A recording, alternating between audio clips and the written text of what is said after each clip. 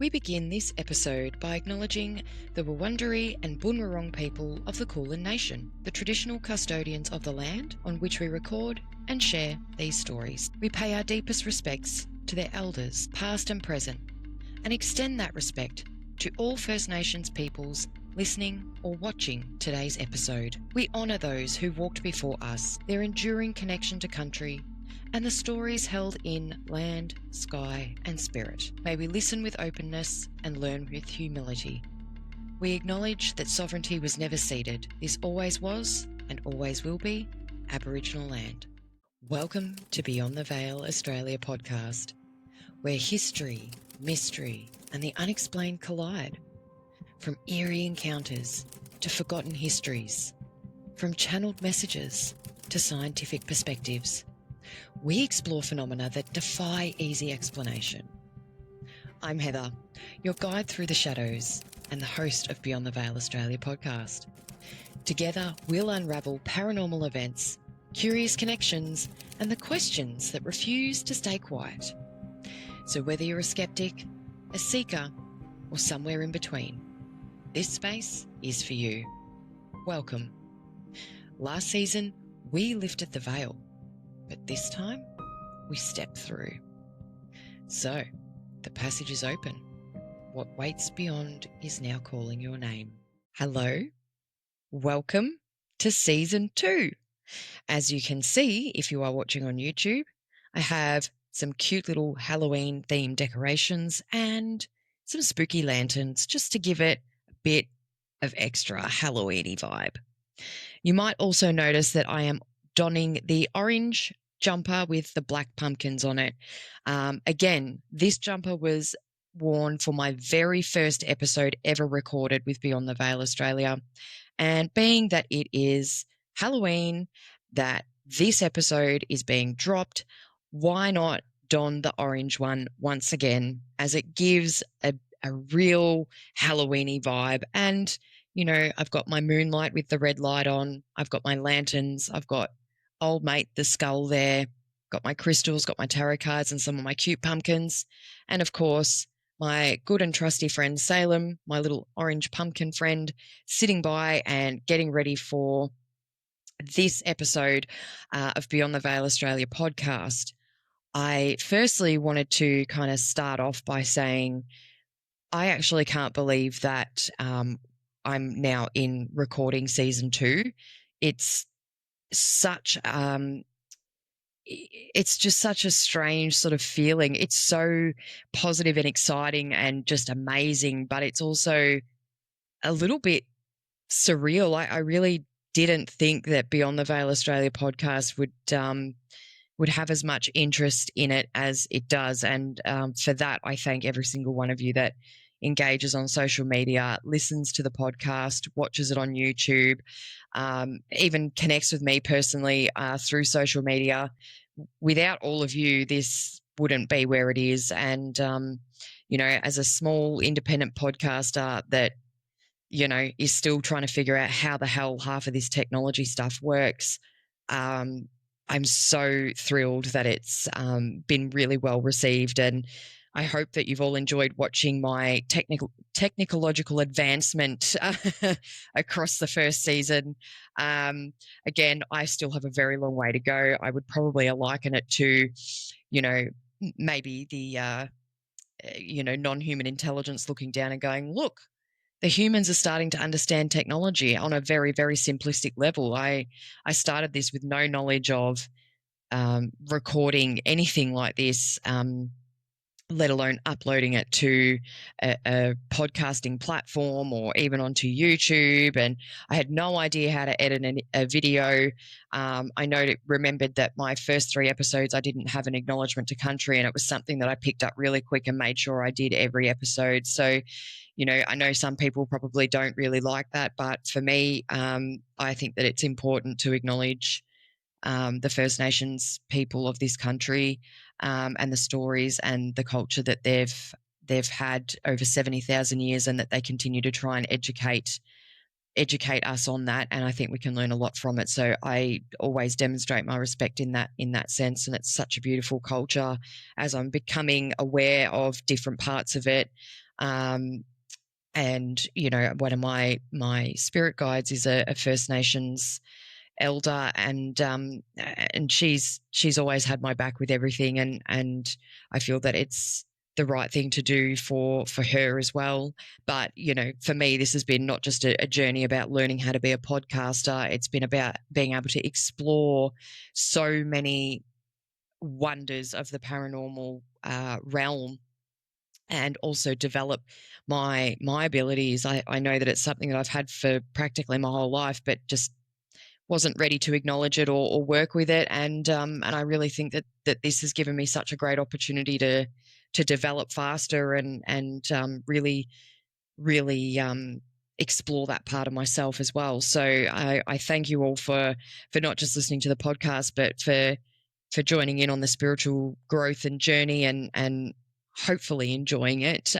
Whether it's brought a new lens to the paranormal world and across a season of a podcast, I'm not sure. I know this season there will be further exploration into some of that sort of stuff. There's a lot that I've got planned. There's a lot that's coming up across the next sort of couple of months. So yeah, it's been a really big race against the time to go, okay, I need to make sure that I've got everything planned out for season 2, and what doesn't fit in there will go into a season 3. So yeah, stay prepared for that. I feel like there's going to be more to come. There's definitely a lot more exploration of the paranormal in the physical sense that will be coming through over the next couple of months.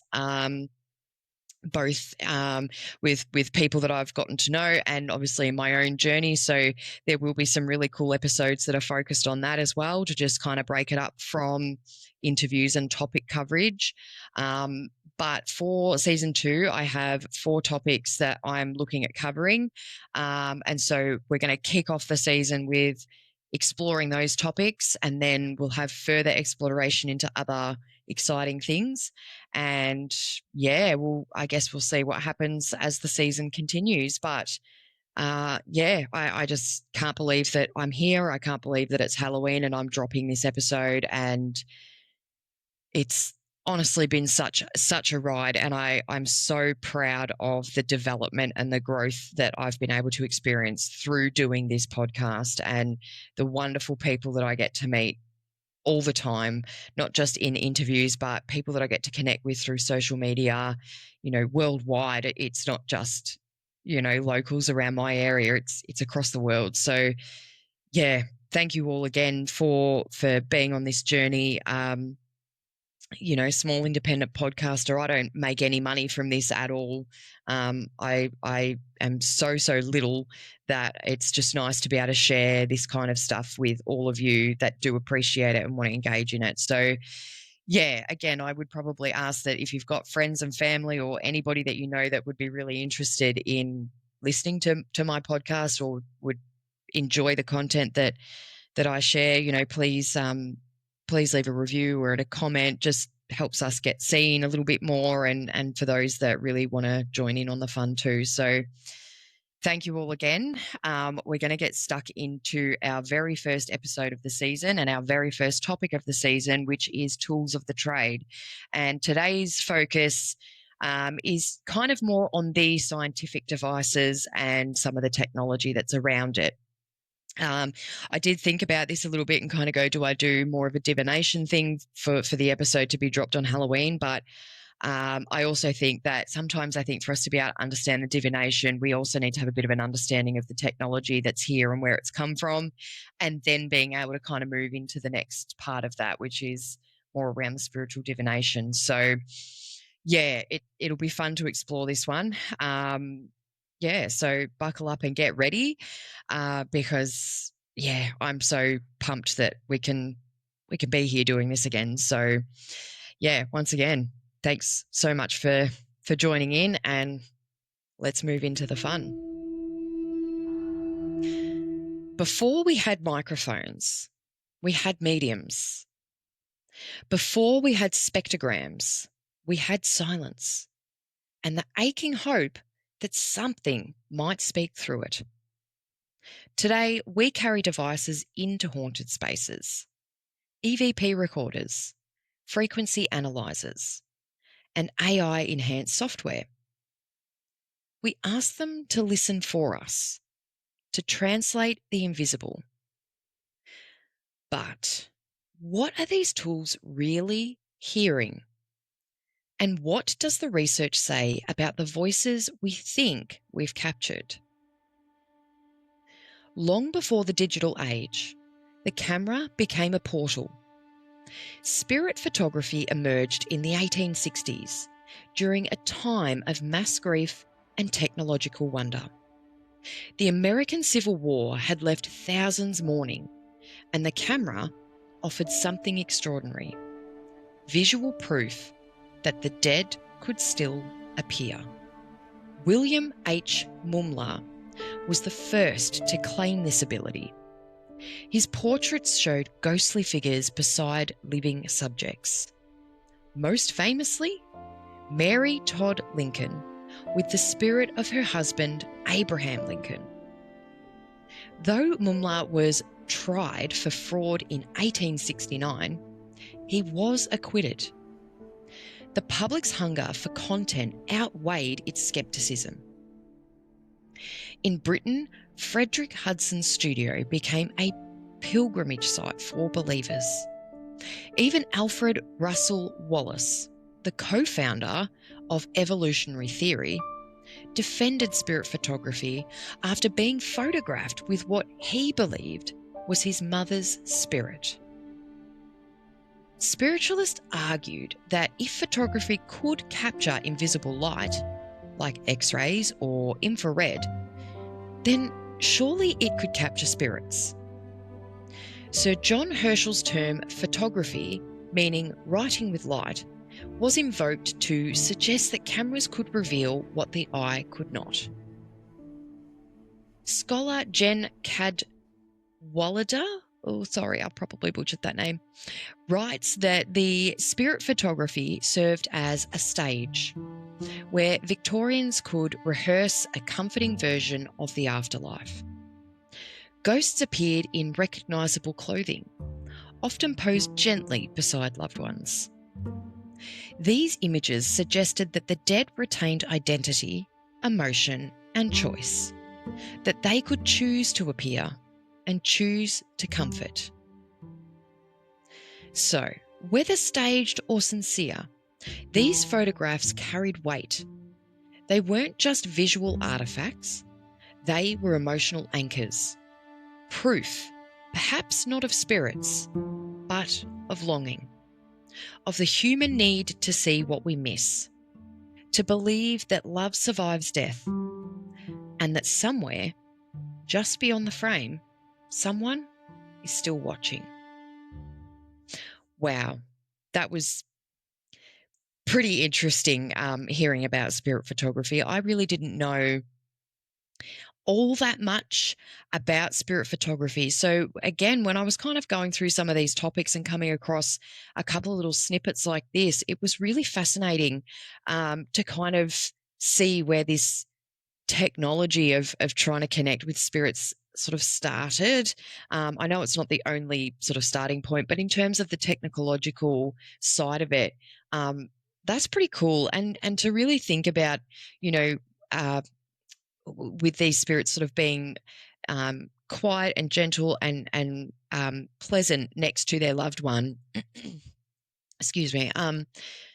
If we think about how long it would take to take a photograph with a camera in that time, that spirit would have to be there for a fairly long period of time to be captured, because photographs, to my knowledge, they took quite a substantial amount of time for each part of the camera at that time to use its mechanisms and to move into taking an actual photograph. So it's kind of cool to see that it's like, well, if we look at some of those photographs, it's like, well, for a spirit to be visible in that, like, it would have to be there for a pretty strong amount of time, and it would have to have a lot of energy to manifest to be present in that photo. So yeah, it's really quite fascinating. I find that really interesting. And again, it's probably a topic that, or a particular type of the technology that, I might look at delving into at a later point in time. And I know I say that with every topic because there's just so much that I cover, but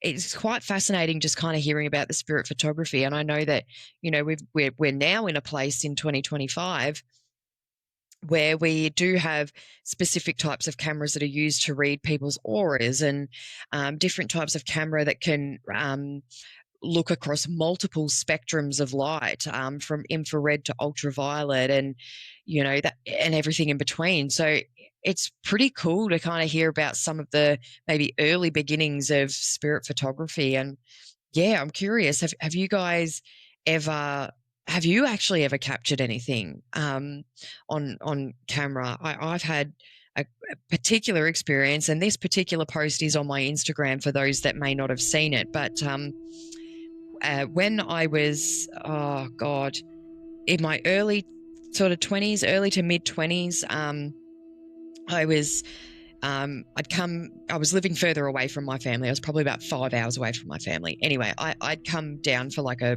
little holiday, and I was staying at my mum and my dad's, and my sister had brought my nephew over, and he was probably, 18 months to 2 years at the time, no more than 2 years old. And I decided, we'll go for a walk. I'll pop him in the pram and we'll go for a walk. And there is it's still a functioning train line that is, very, very close to my parents' house. And so we were like, well, when we were kids, we used to go and ride our bikes down there and just explore and do all of that sort of stuff. And so I decided, well, it was cold, but the sun was out. So I took my nephew for a walk in the pram, and we went down and had a look, and we're kind of walking along part of this track. And, because I was so used to hearing the train, I could hear that the train was sort of approaching.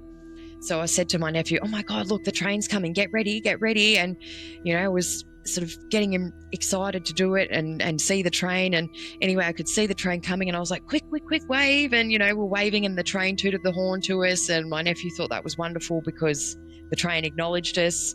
And it was awesome. And they always used to when we were kids as well. So, it's really quite fun. But, I obviously videoed his reaction and thought that was really cool. And so I thought, maybe we'll take a couple of selfies while we're down here exploring. And so I'd sort of knelt down beside the pram, and I had my sunglasses on, and they were quite reflective, my sunglasses. So you could clearly see where I was holding my phone to take the photo and everything like that. And you could see my nephew there. And I've taken this photo, and we took a couple of other selfies, and we thought we were having a great time, and we'd gone home, whatever, got home. And as I was kind of looking through the photos, because I thought, these are really cute, maybe I'll put like a black and white filter on them, just because it's kind of fun. And there was one photo that gobsmacked me. And basically, again, the photo is on my Instagram, and it's basically split into thirds. You can kind of see the, top third, middle third, bottom third, and it sort of zooms in on each account.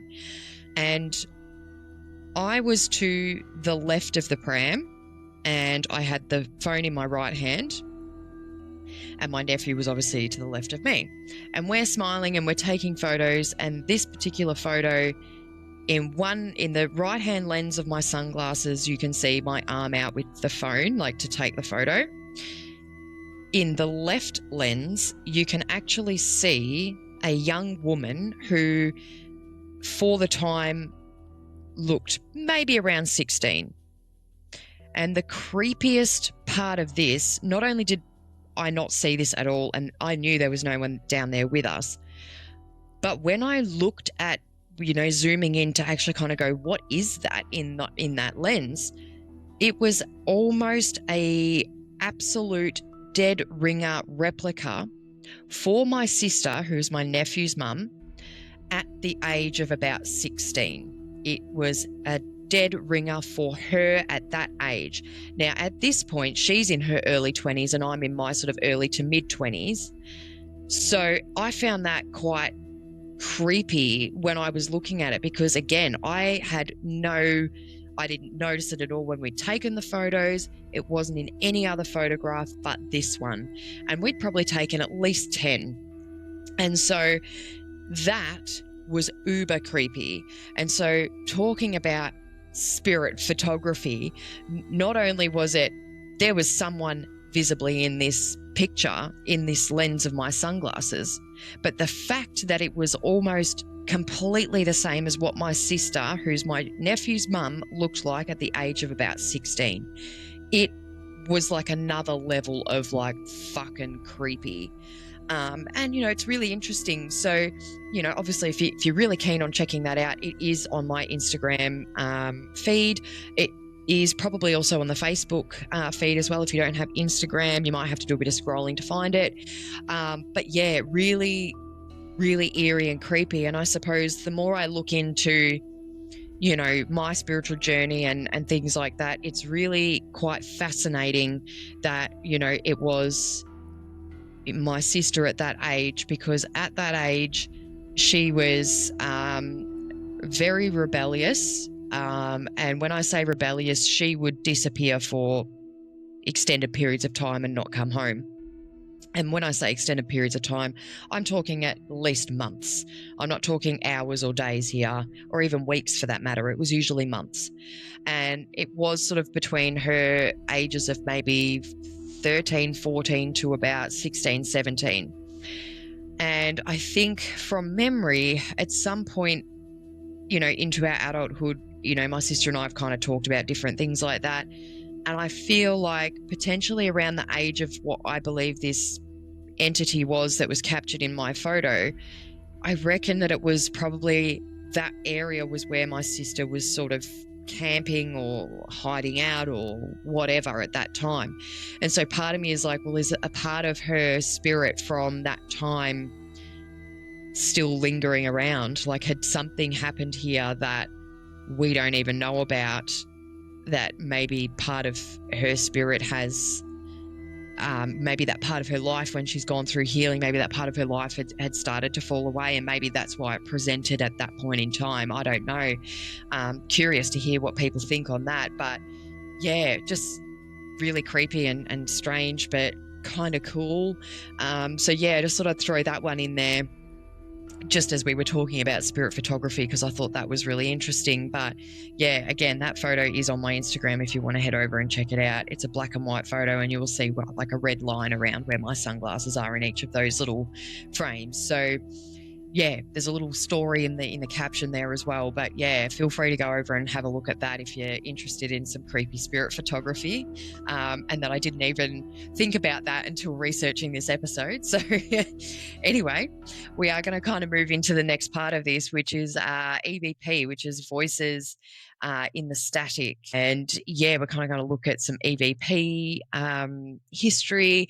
Again, I'm going to put this as a disclosure now. These names I'm probably going to absolutely butcher, so I may not even attempt them. I might just refer to them as their first name, because I really don't want to do them a disservice by not understanding how to pronounce their name, or knowing how to pronounce it and just not being able to physically like get it out the way I want it to.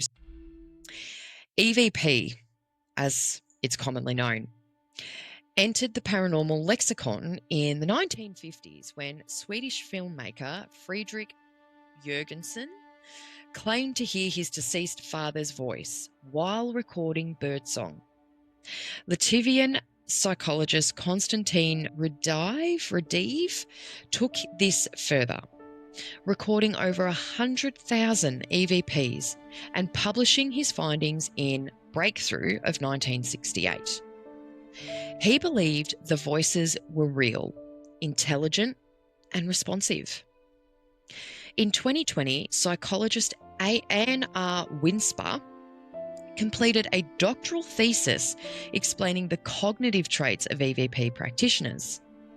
Her findings revealed that individuals who frequently use EVP, or high EVPers, share traits with general paranormal believers, but differ in perceptual sensitivity. Winsper concluded that EVP may be shaped more by internal processing than external phenomena. Modern investigators now use waveform software, phonetic mapping, and also use AI to isolate anomalies. These tools analyse pitch, cadence, and waveform irregularities, searching for patterns that might escape the human ear. In 2022, a study was published in PLOS and then the numeral 1. Researchers found that participants primed to expect ghost voices were significantly more likely to perceive speech in white noise. The study linked this to sensory processing and sensitivity and paranormal belief, suggesting that EVP perception may actually be driven by cognitive traits, not external voices. Morris Townsend of ASAP outlines how the brain fills in missing sounds, known as phoneme restoration. When we expect to hear speech, which we often do, even if the audio is random or degraded, he describes verbal transformation where repeated listening causes ambiguous sounds to morph into perceived words. So when we press record, are we documenting the paranormal or are we projecting it? Really interesting research in that. And, I feel really torn because there's the spiritual side of me, the paranormal part of me, and also the part of me that works in mental health. It's kind of like a trio of a war right now because it's really hard to. I don't think that I don't think it can be one thing or another. I feel like the more I think about these sorts of things, the more I sort of start to wonder, like, here in Australia, I don't know what it was like overseas, but probably about 15, maybe even 20 years ago, there was an advertisement on TV which was advertising a brand of Mexican do-it-yourself tacos and burritos and things like that. And at this time, there was an ad for hard shell tacos and like soft tortillas. And, it was sort of, it was a Mexican family, they were speaking Mexican and obviously there was subtitles on there. And it was talking about, one side of the family wanted the hard shell tacos and one wanted the soft tortillas. And this little girl who could have been no more than 5, it just kind of went back and forth for, I don't know, a minute. And this little girl goes, why not have both? And, it is really funny because I think here in Australia, even though that particular advertisement for that brand is not really running anymore, but I think a lot of us that remember seeing that ad, sometimes when we're posed with, a question that might, it comes across as it's either black or it's white and there's no gray in between. And I think a few of us will kind of go, why not have both? And so this is sort of where I think about EVP is there's that part of me that's that works in mental health and is has a very kind of different perspective of understanding, cognitive behavior and different ways that the brain operates based on what information we have and what we know, because it's still a part of the body that really we still know pretty much fuck all about as a general rule.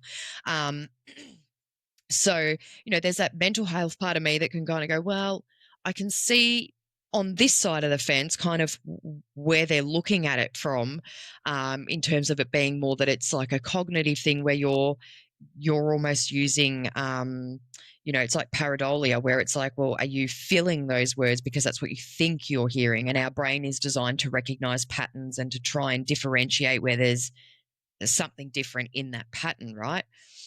So there's that part of me that can kind of understand and see in the research maybe why it's gone that way.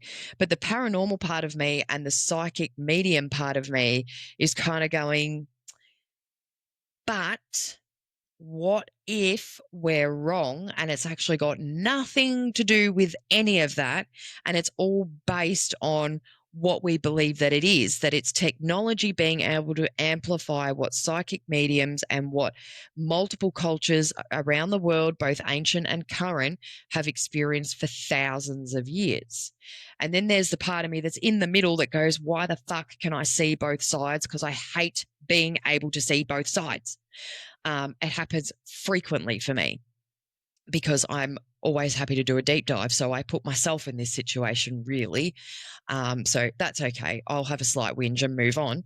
But there's that part of me that kind of goes, what if it is one particular thing and science is being able to measure it now, but what if scientifically, on a very foundational level, the idea is there, but what research they have behind it is not what actually fits the paranormal and spiritual side of it, because maybe, particularly in Western countries, we always have to find a reasonable explanation or some kind of label or some kind of anything that says what something is. And maybe what we're determining as what this is based through a scientific lens is still incorrect. Maybe the objective of what they're trying to do is correct. It's just that research that they've got is still way off. And they're looking at it from too literal of a perspective. So yeah, part of me is coming back to, like I was talking about that taco ad, like, why can't it be both? And why can't it be both, but also be both in a way where it's not one or the other, but it's both, where it highlights both sides of that, but in a completely different way once again. Part of me is kind of like, well, what if it's more than what we're capable of being able to explain? And the other thing is, I guess, and I suppose probably a lot of people in the paranormal world often think this, is that we want to have tangible evidence to support what we're experiencing, but it's trying to find the evidence that supports it the closest, because I don't think we've necessarily got an exact answer, because I don't know if maybe we can get an exact answer because we're not in a place where we're willing, or ready, might be a better choice of words there, we're not ready to comprehend that there's more outside of just trying to find a label for something. Yeah, I'm curious to hear what people think about that, and what your perspectives might be on that. Is it similar to mine? Is it completely different to mine? Are you more situated on one side of the more of that scientific route, or are you somebody that is more on that spiritual lens, or are you somebody that's like a combination of both, where you can kind of see both sides, but you're like, well, I don't really know how to explain it, so I'm going to just go with option A? I'm curious to hear what people think about that, because it is quite fascinating to kind of delve into. But anyway, I've kind of rambled enough and given you all lots of strange experiences from Australia if you're listening abroad. But yeah, if you're from Australia, I hope I've jogged some memories for you with the El Paso ad, because that one was a good one. Anyway, moving on. We need to move on from tacos because we're talking about the paranormal. So moving into the next part of this episode, we're looking at quantum consciousness and, is it a scientific bridge to the unseen? So this kind of then piggybacks what we were kind of talking about, and maybe potentially gives it a little bit more support. I don't know. I'll let you decide. But here we go for segment 3. Some researchers believe the answer lies not in psychology, but in physics. Quantum mechanics has long challenged our understanding of reality. Particles exist in multiple states until observed. Entangled particles influence each other instantly, regardless of distance. So, could consciousness itself be quantum? In 2024, neuroscientists at Wesley College found that anesthetics binding to microtubules, tiny structures inside neurons, delayed the onset of unconsciousness. This supports the OR theory, proposed by Roger Penrose and Stuart Hameroff, which suggests that consciousness arises from quantum processes inside the brain. Dean Radlin, chief scientist at the Institute of Noetic Sciences, has conducted experiments showing that human intention may influence random number generators. His work suggests that consciousness might interact with quantum systems, subtly but measurably. Sprinklelink's 2025 chapter on quantum entanglement and the essence of consciousness frames awareness not as a byproduct of neurons, but as a fundamental aspect of the universe's quantum fabric. Consciousness, it suggests, may be emergent from both local interactions and non-local quantum phenomena. Science asks for repeatability, but the veil doesn't repeat. It responds. And maybe these tools aren't meant to prove that something exists. Maybe they're meant to invite. Again, I think that might kind of just support a little bit of what I was actually rambling on about, is that it is maybe that there's research coming through that kind of says it's not necessarily one or the other. Maybe it's a combination of both, but once again, still unique to its own. So interesting. I know I've heard consciousness and quantum consciousness being referred to a lot around UAP phenomena and NHI, or non-human intelligence, particularly of recent, maybe sort of 12 to 18 months. I know a podcast that I watch, I don't even know if it's a podcast necessarily, it's probably more like a journalism series, is I tend to watch a lot of Reality Check with Ross Coulthart, that's put together by News Nation, and I tend to watch that a lot on YouTube. And I find a lot of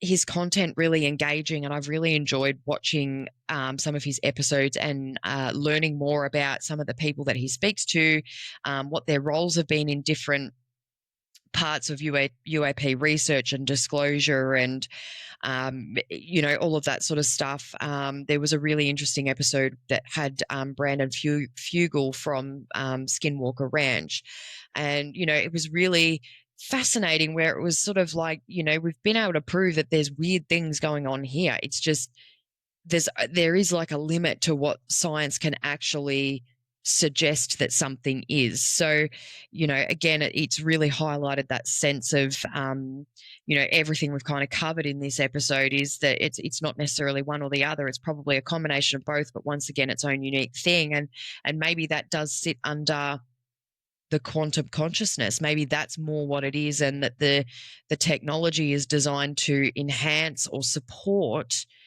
the quantum consciousness, and potentially with, psychics and mediums and sensitives and empaths that are really kind of in tune to that sort of connection. Maybe that's almost like a child of quantum consciousness. Again, I could be just rambling off about random shit here, but they're just little thoughts that have popped into my head across the course of researching the technological side of it. Obviously looking through, the whole lot of all these different tools, whether they're scientific or spiritual, or divination tools, that there's a lot that is very intersectional, and there's also a lot that kind of still leaves you with a big fat question mark going, well, what the fuck is it? Like, how do we explore this more? And yeah, maybe we're just not at a point yet in terms of where we're at as human beings to be able to fully comprehend what everything is and how everything connects. Maybe we've still got more evolution to go. I don't know. I could be completely off the mark, but it's just those little thoughts that I've had over the course of the last 10 years at least, but particularly with doing the podcast and researching over the last 6 months as well. It's really highlighted a lot of things for me, and I hope that it's highlighted a lot of things for you as well. I really hope that it's something that has sparked some thoughts of curiosity for everybody that watches or listens to the podcast, amongst all of my rambling shit. I hope that it gives you something to go, interesting. Maybe I'm going to look at that, or maybe I'm going to look at this, or, whatever that is, or if it's inspired you to kind of do your own big deep dives and research, or maybe you want to look at paranormal investigations, or particular types of research, or do a podcast, or just have a YouTube channel, or whatever that is. I hope that, there might be a skerrick of something that I've covered that might have just helped spark that thought process. Even if you just love listening to the content and kind of going, ooh, ghosts and ghouls and everything in between. But yeah, really fascinating to sort of think about when you're able to kind of sit back and look at some of the puzzle pieces from a slightly wider perspective, because it is such a massive, massive realm. And I think we're just not close enough yet in terms of readiness and maybe understanding of how it all intersects and connects. But I definitely think we're really pushing to find answers and things like that. But maybe it's not necessarily about finding answers. What if finding answers means that you're able to think and process something, and you might still leave with more questions, but you've had the opportunity to really think and deep dive and do some research. And maybe that's what finding answers means. It doesn't necessarily mean that you've got an end result, but it's given you an opportunity to think about it. Which is something that I've learned a lot along my journey as well, is sometimes you're not always going to get an outcome for something. Sometimes it's maybe that's not the point. Maybe the point is just learning and evolving that then helps create the next level of ascension for the world to learn and things like that. And I look at, probably over the last couple of years with, the recent events, obviously with Congress hearings and things like that into UAP disclosure. And we obviously know a lot more than we did 10 years ago, even less than that. I think we've done a lot of work since probably COVID time to really start highlighting that, well, we know the phenomenon is real. You can't pretend that it doesn't exist. It's here. We just, I understand that there's a lot of other moving parts within that, but, I think people are certainly, more willing to hear a disclosure now. And I interestingly enough, I never thought we would get to that point for UAP phenomena. So we're already kicking goals in that spot. I know there'd be a lot of people that have a lot of information that probably think that we're not moving fast enough. But I suppose in reflection, there's a lot that has come out over the last couple of years. So it'll be interesting what happens when we get a little bit more and to see if maybe we are moving through faster to getting answers across the entire paranormal. As we close out the very first episode of season 2, once again, thank you all for joining me. But we obviously haven't finished here with Tools of the Trade. We've obviously looked at some of the technological history and journeys and different bits and pieces there. Again, a lot of it has to be very surface level because I could be here for 5 years otherwise. So moving in to episode 2, we will be looking at Tools of the Trade, spiritual and divination techniques. Some tools measure, others invite. In part 2, we explore the techniques that don't just listen, they answer. Pendulums, divination, intuition, tools that ask us to surrender logic and trust something far older. Not just communication, but communion. So, I hope you're all ready for episode 2, because I know personally I quite enjoy looking at different types of divination tools, but I think it's been really fun to kind of have a little bit of a poke around the technological side of it. And hopefully in our next episode, we'll be able to poke around the spiritual and divination techniques. But once again, thank you all for joining me. Thank you all for making this entirely possible by having that interest. Come over and check out the socials. You get to see a little bit more of me over there. Yeah, please engage with the podcast as you keep doing, and please help boost the podcast with just leaving a little comment or a little review. That would be greatly appreciated. It really helps a small podcast such as myself get noticed and find more like-minded people. So thank you all again, and remember to stay curious, stay grounded, and always expect the unexpected. Bye.